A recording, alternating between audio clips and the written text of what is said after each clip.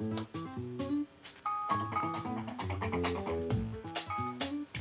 once again, I want to say greetings to each and every one of you, Aquaba, and welcome. Welcome to another round of the Conscious Rasta Rant with your brother, Kitiobia Wadu. Saturday afternoon, 4 p.m. on the West Coast, 7 p.m. for our East Coast listeners. I get together with you and we rant about what is happening in the world. Today's date is Saturday, the 12th of October, 2024 in the Western calendar, the 6265 in the Kemetic calendar, to which we have realigned our cultural clock. Welcome to the 7th millennium. You have found your family in a peaceful place here on LIB Radio, LIB TV, and livinginablack.com.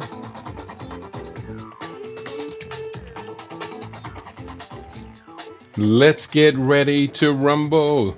Let's get ready to rant here on LIB Radio, LIB TV, and livinginblack.com. Here's what we have on the table for today's discussion. Today on LIB Radio, I am doing my best to get the word out that Pan-Africanism is dynamic, inspiring, and has tremendous potential to become a leading impact on global development, wealth, and sustainable development for the next 500 years and more. Still, I am too often surprised at just how few people of African heritage are aware of this paradigm shift in world affairs. Today, we look through dozens of broadcasts that I have created, most of them within the past, just this year, that prove beyond a doubt that Africa is rising. And we should expect huge payoffs from this phenomenon. So that's what's on the table today. I was going through, I teach this course on Friday evenings, and I will admit I've been somewhat disappointed at the lack of interest in people wanting to study cutting edge Pan-African affairs, news, what's behind the news, strategic developments, game theory. So I'm going to do the best I can to upgrade this interest level. Some of you out there who listen to the program regularly are not ignorant of Pan-Africanism. Yet, there's something going on, and I need to understand what is going on in the minds of those who would be, could be, should be participants in our global knowledge, awareness, and education pattern. So what I'm going to do right now, I add to the stage a photo gallery that I put together just today. These photos, I've been assembling these for over a year. Most of these are going to be broadcast promotions. They give us an idea of what each of our broadcasts has been about. And hopefully you will be inspired and motivated. Bear with me, I didn't put up my green screen. And right now I'm looking at it and it looks kind of messy here. Let me see if I can get a better background, one that isn't all over the place. Let's go to the village for our background. I think this one, well, it looks the same. So let's just not even worry about the chroma key for right now. And let's just continue with the program. In fact, I don't even think I need a background. Let me just see. You can just look at the wall behind me, and that's good enough. So here's what we're going to do. We're just going to scroll through, and I'll explain these various images. The first one to come up talks about the critical need for us to educate our people about the dynamism of Pan-Africanism, a Pan-African education imperative. And also, this was inspired in no small part by one of my dear friends who has embarked. He is an emissary. I have a program with him I'll be showcasing. He is an emissary to an African kingdom, and who's embarked upon a multi-country, multi-territorial effort to raise a new standard of educating African youth.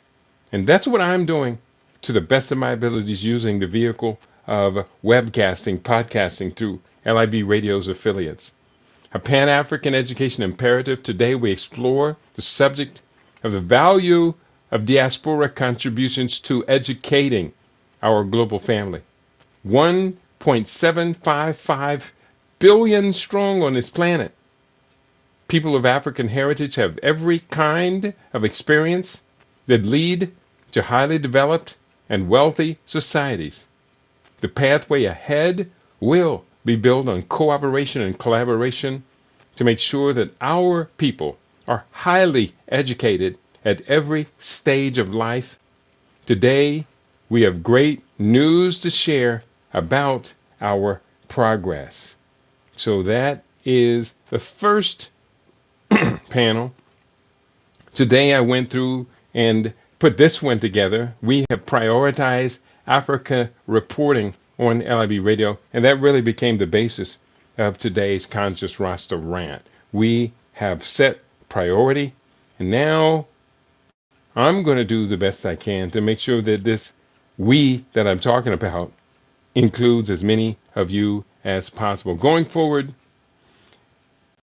some of these broadcasts I did didn't necessarily have a specific graphic set up for the broadcast, but this is one very important broadcast I can recall doing within the last year. Africa Rare Earth Minerals. And it talked about the new scramble for Africa. And much of the new scramble for Africa is centered around who gets access to Africa's broad spectrum of precious and rare earth minerals. Very important that we should know what the whole world is scrambling to get access to. And we would have an advantage. This theme of Africa rising. I first came across this theme in January 2015, although it had been hanging around, it had been expanding for, this was about the fourth year was when I discovered it. Africa rising. Now these words have taken on a whole new meaning. There are numerous books, magazines, conferences taking place, all centered around this theme of Africa rising. Now I've got to do a better job. We've got to do a better job of making sure that our people know that Africa is rising and we got next. Africa rising. I've touched upon this theme in many broadcasts. One of the more recent broadcasts entitled Africa Rising, Just Provable Facts. We have arrived at crossroads that we call Africa rising. Dawn is breaking over Africa. For a growing number of capital investors around the world, the most exciting investing horizon in the world is today Africa. Investment in human capital has always proven to yield the highest return on investment. We know this to be accurate within our own families and communities, as well as across the globe. And today, Africa firmly possesses the world's demographic dividend. African citizens, especially the youth, are hungry for opportunity and consistently demonstrate a willingness to work and to expand their skills and training. What these young people bring to a business enterprise is the key to our rapid rise in global business development. The rapid ascension of African middle-class families is securing the continent's position as developed and prosperous for this century and for the next 2,000 years. Africa rising, just provable facts. Among the provable facts, we have multiple times here on LIB Radio scanned across Africa's hottest investment zones. And so we look at these various cities and these projects and these tech development centers, where it's taking place and why we should take a primary position in making sure that Africa's hottest investment zones are more the recipient of our consumer contribution, actually should be transformed into investment contribution. As it is right now, so much, too much, way too much of our $1.8 trillion in annual consumer spending is just that, consumption of things that do not add long-term value and wealth that's transferred between generations. We've got to change that formula from consumption to investment. And I mean that beyond a shadow of a doubt. Let's keep going forward. I enjoyed this broadcast here. I was kind of surprised myself. African countries building nuclear power. Leapfrogging is used to describe when developing nations are able to adopt technological transformations that took decades longer to achieve among the world's most developed countries. Africa is a prime example of this force in place. Increasingly, this future includes nuclear power generation. Let's go forward. A favorite topic here on LIB Radio has been health and wellness.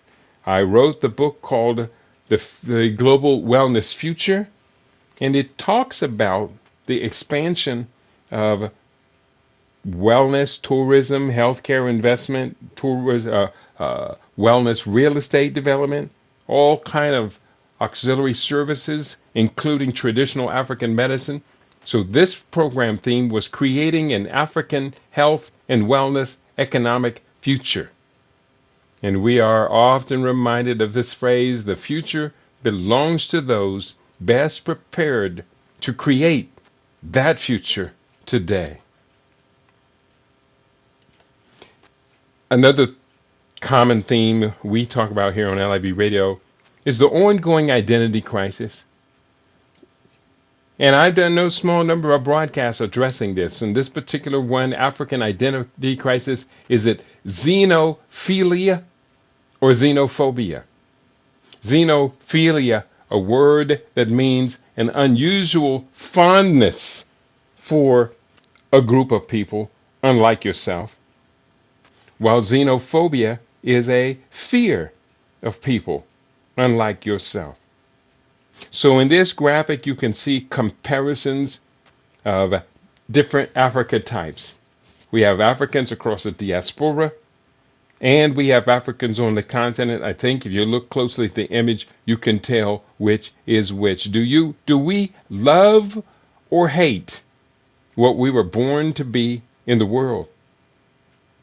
What do we wish to teach our children about identity? Can we expect to compete in a future of ultra-nationalism when we have a xenophilia for the ones who kidnapped us? Critical programs, you can scroll through our archives at rumble.com, look for LIB Radio, and you'll see each of these program themes. Africa Rising again is the theme here. African Nations Rising. Forecasts from 2023 to 2027. According to predictions from multiple reporting sources, these are the top 15 fastest growing African economies.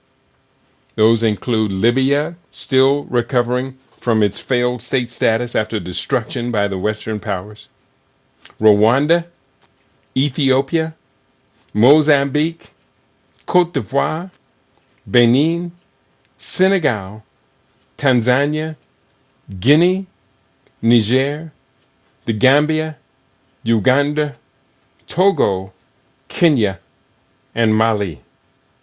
The fastest growing GDP growth African economies, 2023 to 2027.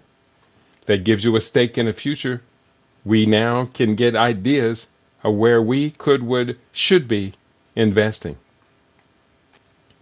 One of the things we could be investing in is cultural partnerships with our brothers and sisters on the motherland. This group here, the Brass Ring, contacted me a year or so ago, and we talked about collaboration, cooperation, and we are building towards that in agriculture, in culture, in media communications, and in health and wellness.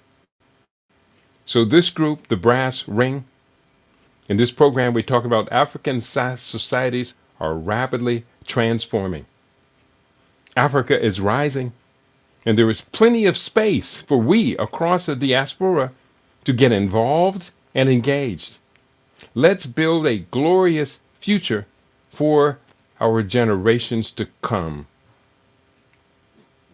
And this conversation was driven in no small part by the very successful book I published called The Blackest Future, or The Blackest Soil Africa Can Feed the World. Back to this theme of health and wellness. Building health and wellness facilities within intentional communities, or Kujichagulia villages. Today we focus on the expanding global health and wellness economy. Within intentional communities, we envision creating facilities, services, and self-produced products to capture a segment of the expected $3 trillion growth in the global wellness industries by 2027. So this was a series of conversations we had in partnership with my brother, Dr. Aubrey Jacob Oliver. So this is what we talk about. This is what we do. We share the research. We share the various points. You can see on the graphics on the right, those were 10 points where we can see this growth in health and wellness economics around the world. And our intention is to get in early, and get in deep, and secure as much of this as we can for our children and future generations. We talk a lot about economics here on LAB Radio. This particular broadcast entitled Central Banks of African Countries, National Debt, and Strategic Economic Growth. How is debt the basis for the wealth of nations? It almost sounds contradictory. How is debt the basis of wealth of nations? How do powerful nations leverage natural resources to gain the credit needed to empower their industrial engines? How is it that the world's most mineral-rich nation, the Democratic Republic of the Congo, has one of the world's poorest populations? We need to get firm answers to these questions towards our goal of building sovereign and sustainable wealth for our Pan-African future. Africa rising, we got next. Africa rising, we got next, but we've got to convert Africa's mineral wealth into lines of credit so that we can fuel the industries that will bring that mineral wealth into finished goods and products, services, so we will be able to build the wealth that our lands and our demographic dividend should truly bring to ourselves and to the planet. Are you out there today? Talk to me. We'd love to hear from you. We are again streaming on Facebook. We are streaming on YouNow. We are streaming on YouTube and streaming on, I did mention Facebook Live, and we're also streaming on the TuneIn app. So wherever you are tuned in, if you're on Rumble, you know we're with you too. And here, how did I get off of that page? Okay, let's go back to where we are right now. And here, let us continue. China in Africa, the next phase. Here, bear with me. Wait a minute. China in Africa, the next phase. I began this program with this quote from Manutsi Madaku Fambia, Southern Africa Research and Documentation Center, who wrote the following, I quote, "The development approach and cooperation between China and Africa are a win-win partnership, emphasizing the importance of understanding each other's contexts, circumstances, and development priorities. If you look at the development experience of Africa, and in terms of cooperation with the West, it has been a kind of relationship of one side exploiting the other, which is unbalanced development." I wrote, "While there are outstanding challenges to this relationship between the world's second largest economy, China, and the 55 nations of the African Union, nonetheless, relations are continuing, and it serves our Pan-African perspective to determine the ultimate outcome." The Forum on China-Africa Cooperation was the center of discussion of the conversation on this day, and I learned a lot during this broadcast. I hope that other people were inspired by it as well. I have an upcoming book, two of them in process of being written right now, the second of which is entitled Disaster Preparation for World Wars 5 and 6.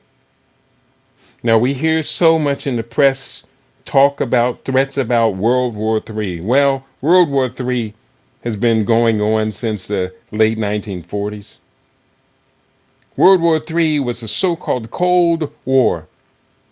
But when we look at parts of the planet, specifically Southeast Asia, when we look across Africa, South America, and Central America, we can see that the war between the capitalist West and the socialist or Marxist East was not a Cold War. It was a blazing hot war. Lots of people lost their lives. Lots of militaries fired artillery, shells, bombs, fire, and steel at each other. The Cold War was World War III.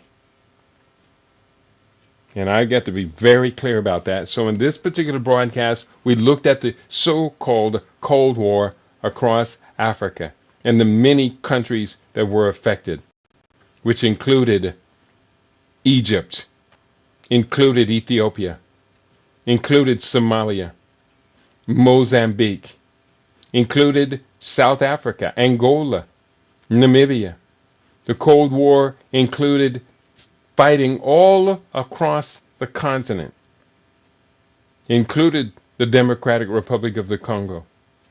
So now that we have this in context, we, as African people, have a right to define what's happening in the world.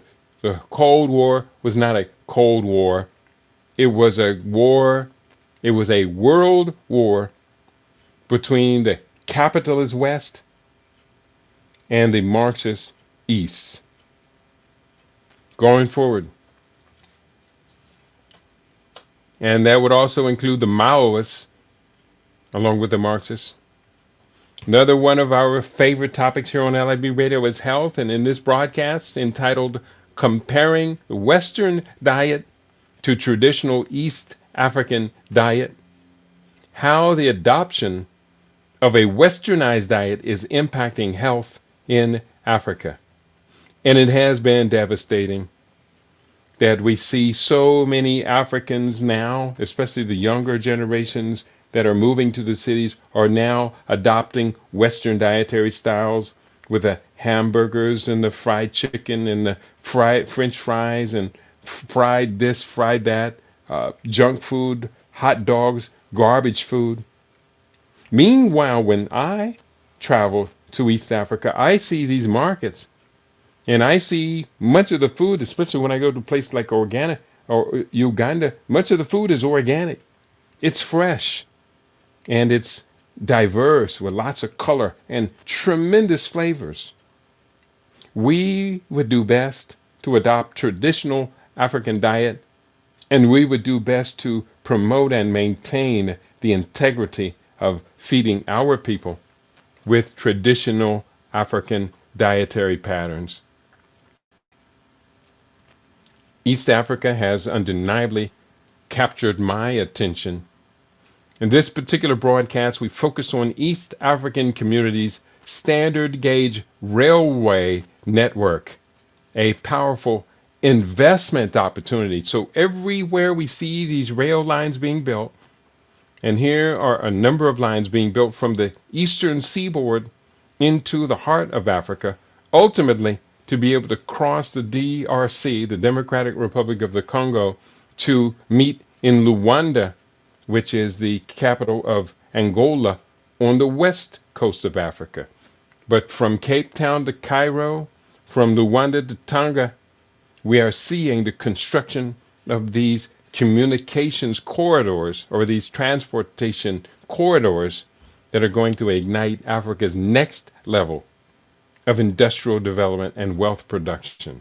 Standard gauge railroads are absolutely important, and I had a wonderful opportunity to take the SGR from Nairobi to Mombasa, and it was awesome riding these high-speed, ultra-modern trains on the African continent. It was really pretty impressive. Again, focusing on the East African community, you've heard me say many times, I hope you have heard me say it, that Africa is right on the verge of giving birth to a new nation, the East African Federation.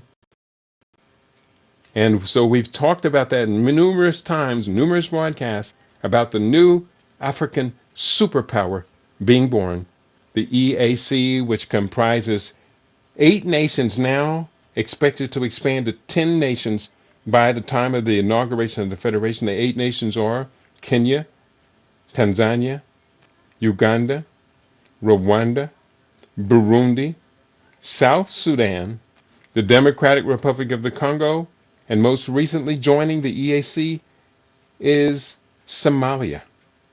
It is expected that they will have 2 new members by inauguration, being Ethiopia and Djibouti. That will comprise the 3rd most populous nation on earth, the East African Federation. Very important development. The overwhelming majority of my Pan-African friends don't even know this is going on. That's why we need to spread the word that LIB Radio is here as a force to help us all transform. Kujichagulia villages. You've heard me talk about this no small number of times. We have a book out, Kujichagulia Villages, a practical plan for self-development. And so we've talked about this. So these are AI renderings that I've been making about what the villages could, would, should look like, what should be incorporated into the villages. And just love the idea, Africa Rising, imagined as Afrofuturism.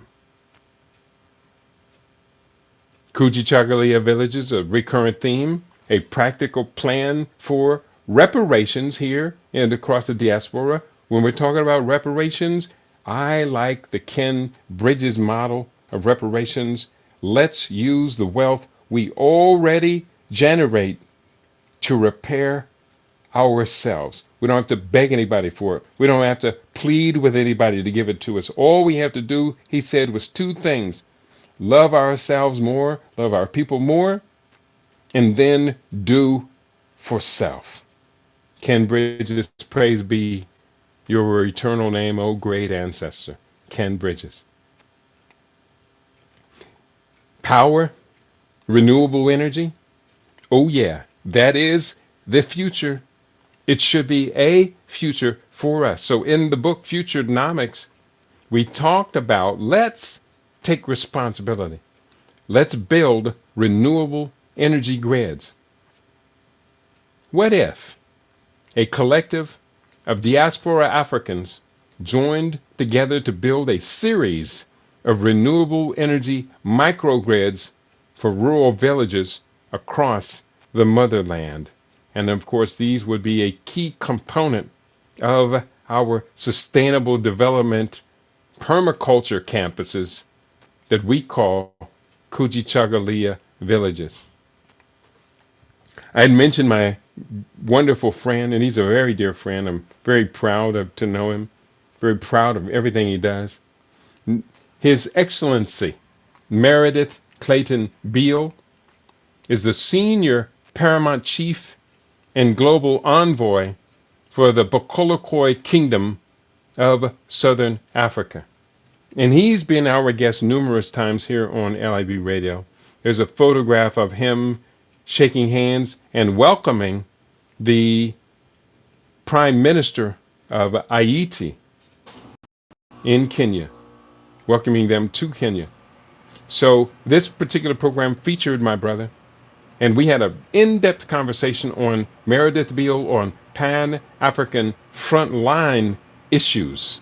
There are a number of critical frontline issues for us to deal with, and he is eminently qualified to be a spokesman on these subjects and more. This is a program I did just very recently, and I really loved this program. Moving your money from America to Africa. And it really focused on those of us who might be approaching retirement or in retirement on fixed income, those of us who have built up equity in our houses in America and are concerned about the trend of gentrification capturing these properties from which we might get a one-time payout but never be able to build up that equity position similarly again. So in this program, the high cost of living in America is the subject of today's Tech and Future Talk. Have you ever been told about the immense buying power of your dollars across Africa?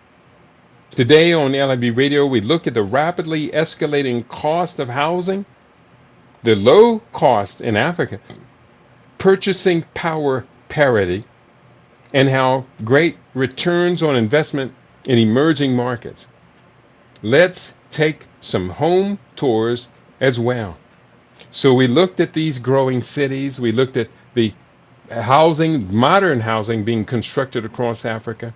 We looked at the beautiful natural resources of the lands that we would want to move to, and about the family, recentering our families in a place where the integrity of family is highly, highly appreciated.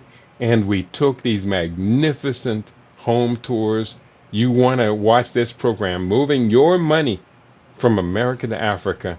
You're going to be blown away. A lot of people commented they just didn't know that this was going on in Africa. And then, of course, we have to talk about war and peace and war. And what kind of a future do we want to pass on to our children, our grandchildren, and future generations? Do we want to pass on a world of continuous conflict? If we look at the European powers, if we look at America, UK, France, Germany, look at Italy, look at Russia, if we look at these nations have been at unbroken warfare for 1,000 years. That's not a future that we want to pass on to our children and our children's children. So this program was entitled The New Imperialist Assault on Africa. Of course, this also links into the idea of the new scramble for Africa. But the imperialists only seem to have very few formulas. They come in with a religion. They come in with unfair trade arrangements. And they come in with the weapons of war, be they propaganda war, economic war, cyber war, biological war, toxin warfare, chemical warfare, food wars, famine. The new imperialist assault on Africa. And we should aim and intend to stopping it in our generation. Again, another program, one of many, focusing on the East African community. The East African Federation is expected to be inaugurated in 2027. This is an older graphic, 2027. And it was expected to be inaugurated in 2025 originally, but the pandemic threw it back by several years off schedule. And it will span from the Indian Ocean through to the Atlantic Ocean, with the projection of the Democratic Republic of the Congo stretching its arm all the way out to the eastern coast of Africa. So it will be continent-wide. The East African Federation. At the time I wrote this, there were 7 countries in this federation. Now there are 8. They included the Democratic Republic of the Congo, Republic of Burundi, Republic of Kenya, Republic of Rwanda, the Republic of South Sudan, and the Republic of Uganda, and the United Republic of Tanzania. Tanzania is already a united republic. It is a federation of Zanzibar and Tanganyika. Yes, Tanzania. So these republics now intend to form a federation of these republics. This is very important for us to understand how this works and what should be our role in assuring that it will work for our benefit. Now, I do teach this Friday evening course. It's called the Pan-African Sovereign Development Course. We use a number of my books and ongoing research for the basis of the course. The books include Forged by Fire, Africa Rising, The New Scramble for Africa, The Road to Power, and The Global Wellness Economy. You and I should become the most informed person within your or our extended circles on the relevant issues affecting Africa Rising, economics, education, entertainment, health, labor, law, politics, governance, demographics, gross domestic product growth, industry, sustainable development, the diaspora, the roots of African conflicts, post-COVID healthcare on the continent, the African Union, and future projections to the year 2050 and beyond. That is the basis of the course that I teach. You can always go to panafricanstudy.com, panafricanstudy.com, and learn more about how and why you should be participating in this particular course of study. Again, Pan-African Sustainable Development is a powerful and recurrent theme here on LAB Radio. Is Pan-Africanism merely a historical relic from which we derive much pride in identification? Or is it a dynamic pathway and a bridge to sovereign and sustainable development for the 1.754, now 1.755 billion people of African heritage in the world? Today, we commence a series of conversations featuring Pan-African voices from around the world to share their insights, perspectives, and research on the topic of Pan-Africanism versus the global reset. The vision of Klaus Schwab and the Davos Group, the World Economic Forum, is not a vision of African sovereign development. In fact, it's just the opposite.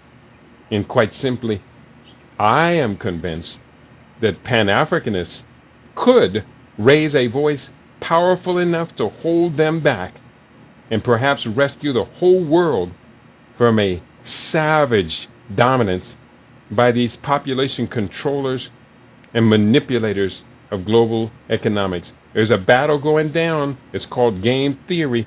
If we default, if we don't set up to win in game theory, we lose by default.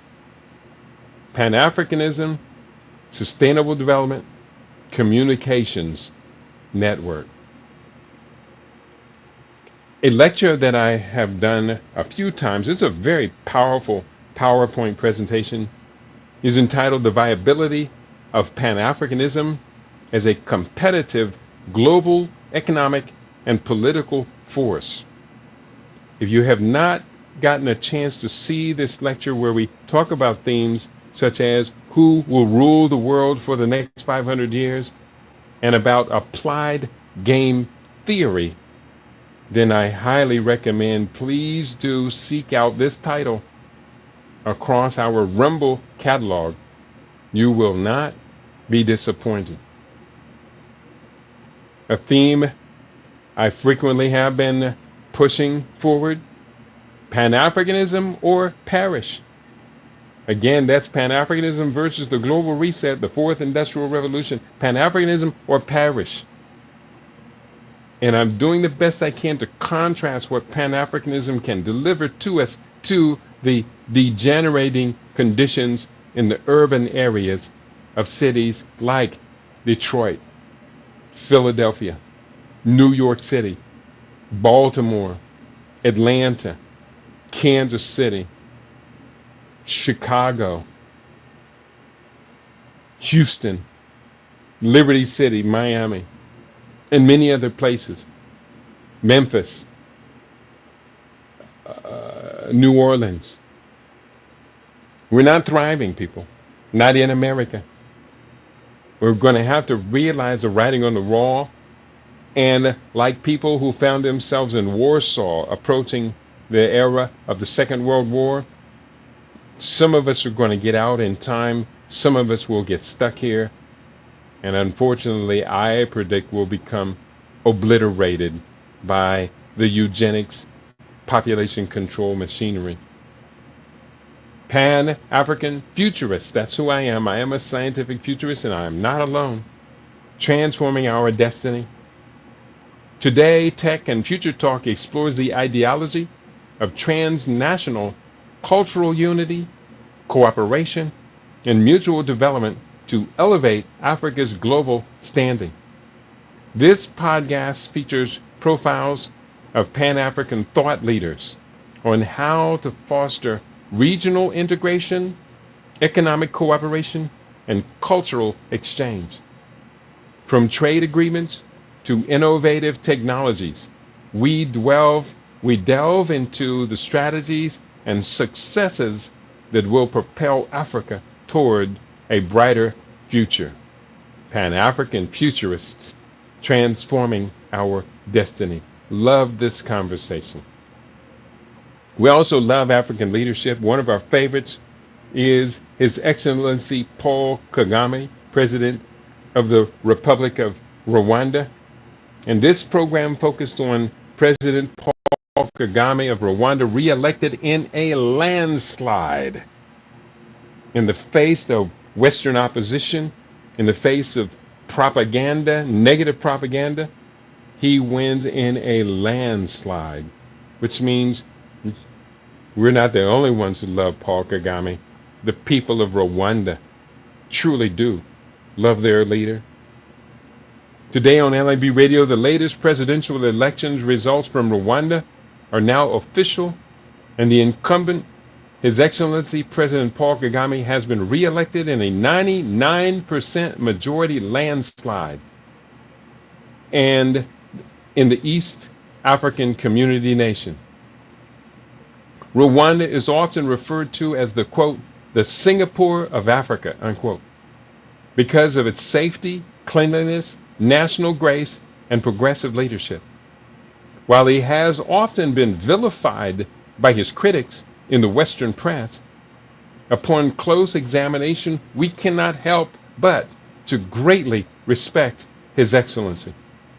Let's examine his record, disciplines, and the national vision that is his hallmark of leadership. Paul Kagame, elected in a landslide. From the perspective of Pan-Africanism, we took a look at this so-called Project 2025, this program theme, Project 2025, and Africa, the next Republican presidency. As we utilize the methods of scientific futurism, we strive to look over the horizon and make accurate predictions of the world to come. As Dr. John Henry Clark instructed us, quote, we have no permanent friends or permanent enemies, only permanent interests.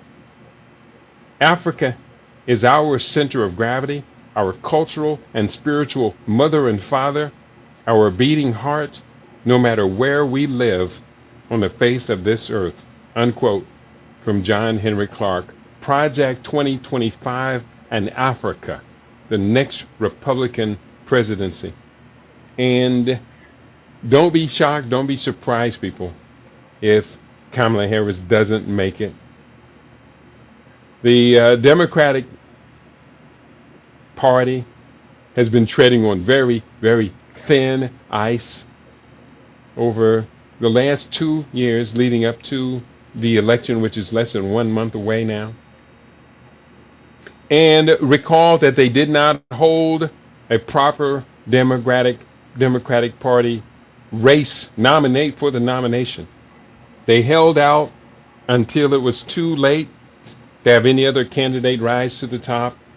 And then they anointed, and while Joe Biden was forced to step aside, from my understanding, it was primarily Barack Obama who forced the anointing of Kamala Harris. Of course, Barack Obama, backed by the oligarchy that leads the Democratic National Committee.